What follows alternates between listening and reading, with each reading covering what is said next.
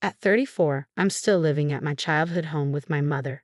It's been 3 years since my father passed away, and I decided to stay here because I didn't want to leave her alone.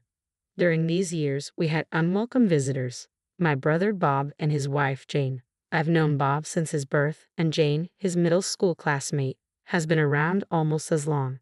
They've been a couple since then, and Bob would bring Jane home for vacations, so I got to know her quite well.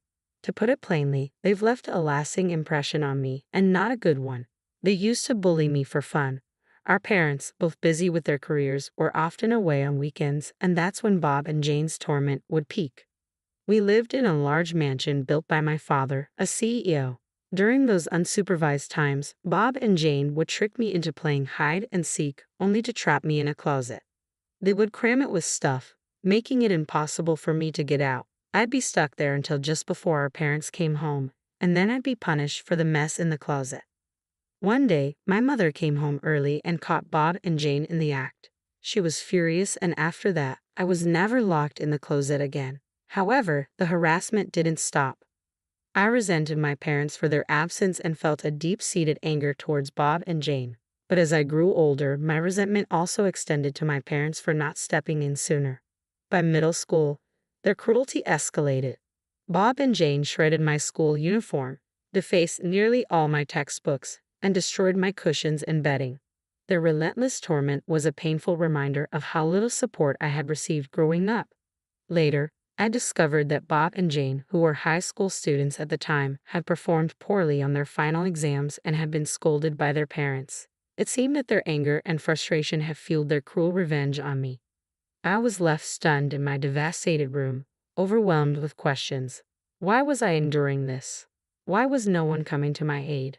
I stood there, lost in these thoughts, until my mother came to call me for dinner. When she saw the state of my room, she screamed in horror. My father rushed in as well. Bob, the last to arrive, struggled to contain his laughter, occasionally letting out a chuckle.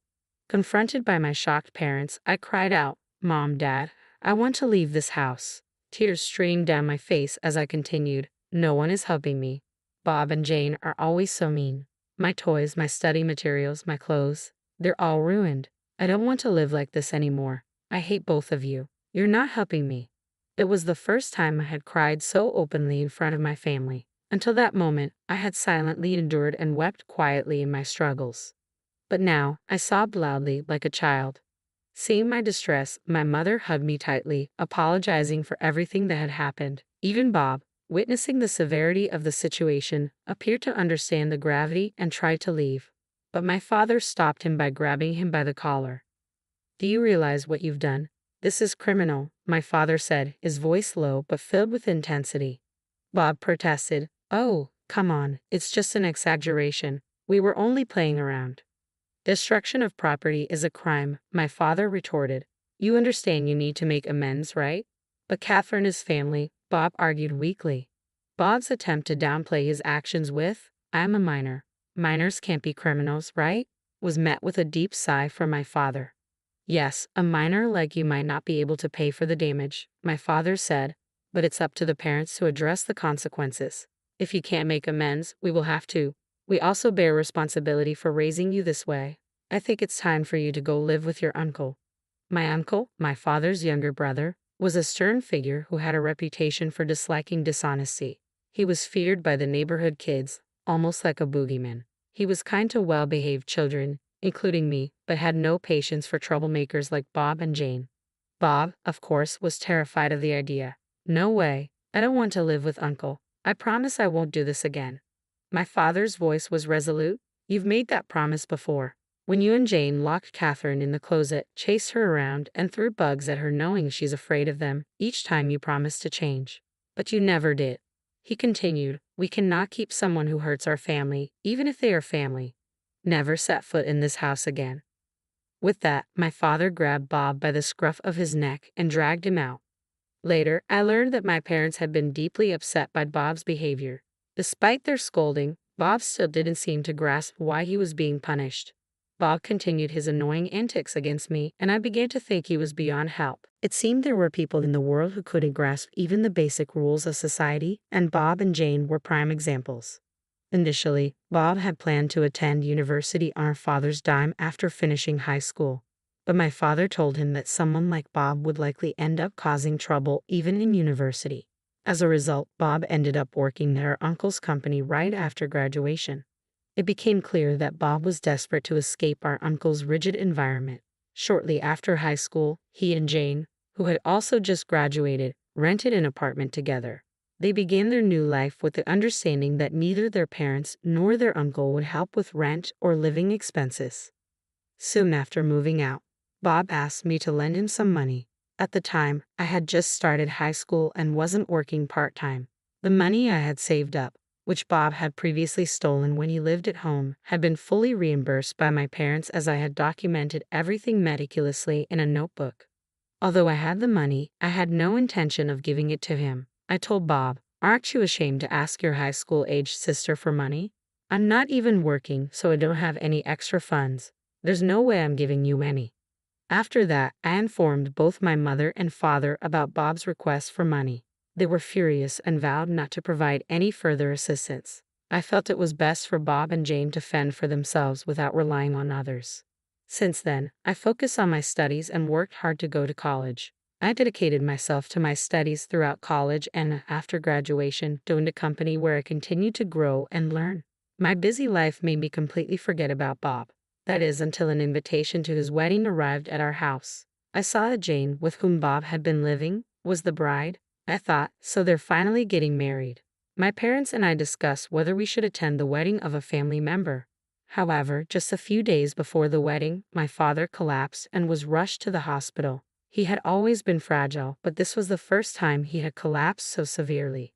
Both my mother and I were frantic and immediately called for an ambulance.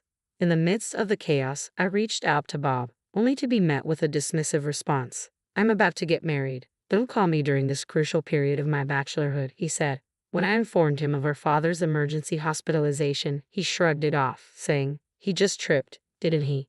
Make sure to come to my wedding." And with that, he hung up. Shortly after, our father passed away. With both the wake and funeral inevitable, my mother and I had to inform Bob that we wouldn't be able to attend his wedding. Despite his insistence that we come, we decided to stay home.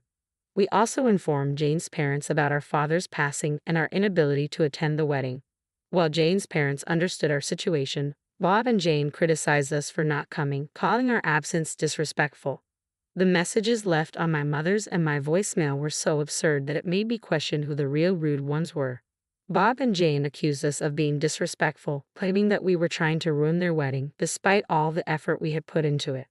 While my mother and I were occupied with arranging the funeral, Bob and Jane proceeded with their wedding as if our father's death was an afterthought. After that, my mother and I chose not to discuss the situation further, but it was clear that our relationship with my brother had been irrevocably damaged. Then, unexpectedly, Bob showed up at our doorstep. When I answered the intercom and heard, "I've got a delivery," I was taken aback to see Bob and Jane standing there. The monitor had only shown their silhouettes, so I was unprepared for their arrival. As soon as I opened the door, they barged in with large pieces of luggage, pushing me aside. Hey, what's the rush?" I protested.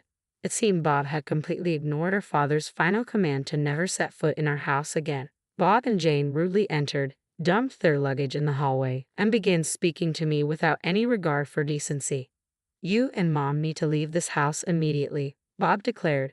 "What?" I responded, shocked. "Isn't Mom diagnosed with dementia? This mansion isn't suited for someone like her or a loser like you who never improves," Bob continued. "A place like this should belong to glamorous people like Jane and me. So you need to get out right away." I was stunned. What on earth was my brother talking about? After 3 years since our father's death, he hadn't offered an apology, visited the grave, or made any effort to mend things. And now he was demanding the mansion. To make matters worse, he presumed her mother had dementia and was planning to evict her. I was left speechless. Just then, our mother emerged from a room at the back. "Catherine, what's going on?" she asked, her confusion evident. When she saw my brother and Jane, she said something that left me even more bewildered. "Oh, who might you be? If you're a stranger, please leave," she said. Bob and Jane burst into mocking laughter. "See," Bob said, "this is how she acts every time we call her. Her dementia must be getting worse." I'll leave it to you to take care of Mom, Bob said dismissively. You can have her. I'll take the mansion. After all, I'm the eldest son, so it's only right that I get the mansion. With that, Bob strode deeper into the house. Jane, mimicking Bob's demeanor, turned to me and our mother, saying, "Take the old lady and get out. I never want to see you again." I rushed to my mother's side, asking, "Mom, are you okay?" Feeling as though we were being forcibly evicted, my mother and I left the mansion, abandoning all the old furniture behind. We gathered our personal belongings and fled the house. Fortunately, a friend of mine, who was abroad and unable to manage his house, offered it to us.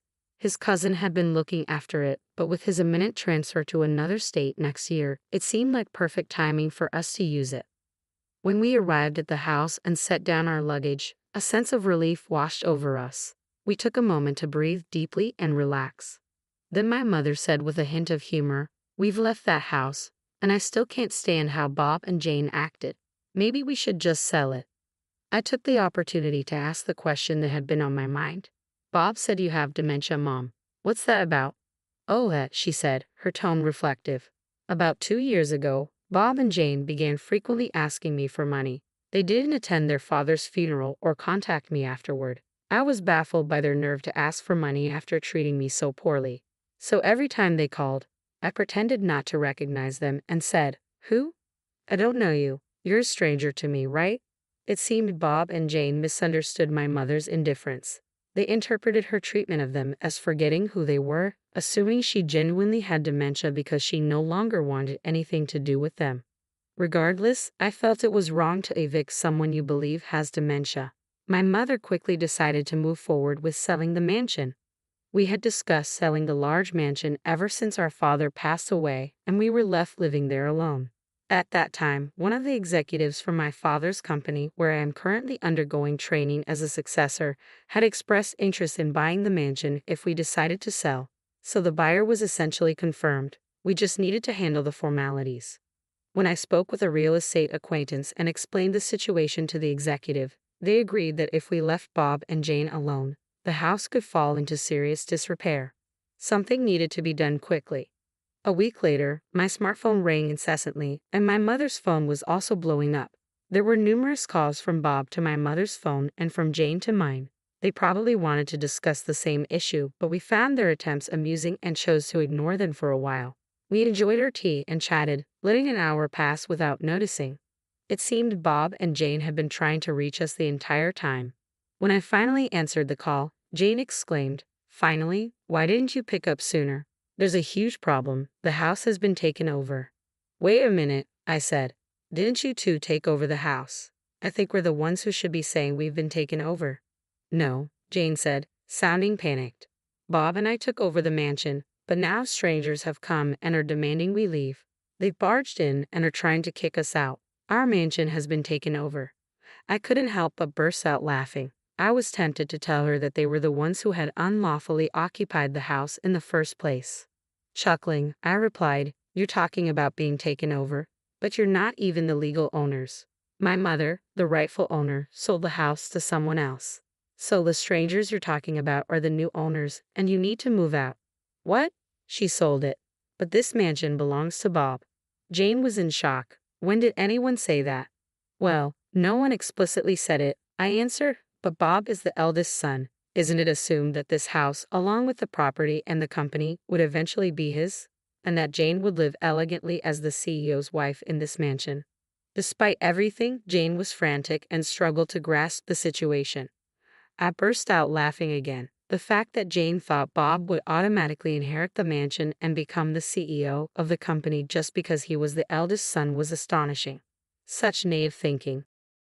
Given Jane's firm belief, Bob likely shared the same misguided expectations about inheriting both the mansion and the company, despite no one ever promising him either. I laughed again at her absurd assumptions. "Bob as a CEO? You as the CEO's wife? How could you even entertain such fantasies? You're both still low-level employees at the company where you first started without any plans or education to succeed in the business."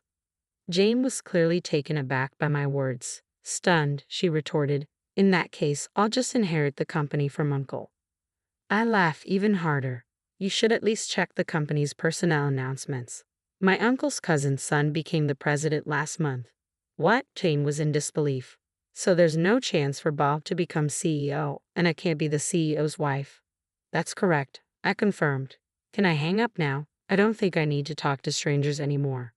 Wait, please, Catherine, give us some money, Jane pleaded. Well, goodbye then, I said, ending the call. Later, I heard from my uncle about what happened next. Bob and Jane refused to leave the mansion, clinging to the pillars and stubbornly refusing to go. My uncle had to come and pick them up himself. It seems their strict training at my uncle's company had scared them so much that they cried when he took them away. They were placed at a mountain retreat owned by one of my uncle's acquaintances because they proved too unpredictable to be left on their own. My uncle warned them that if they didn't improve at the retreat, they might never leave the mountain. Despite this warning, they attempted to escape multiple times but were caught each time. As for me, the person handling the house management is my fiancé, who is currently working abroad. I'm living in his parents' house while he completes his long-term assignment. He plans to end his assignment this year and will soon be planning our wedding. My mother and uncle, who have helped us so much, will be invited to the wedding, but of course,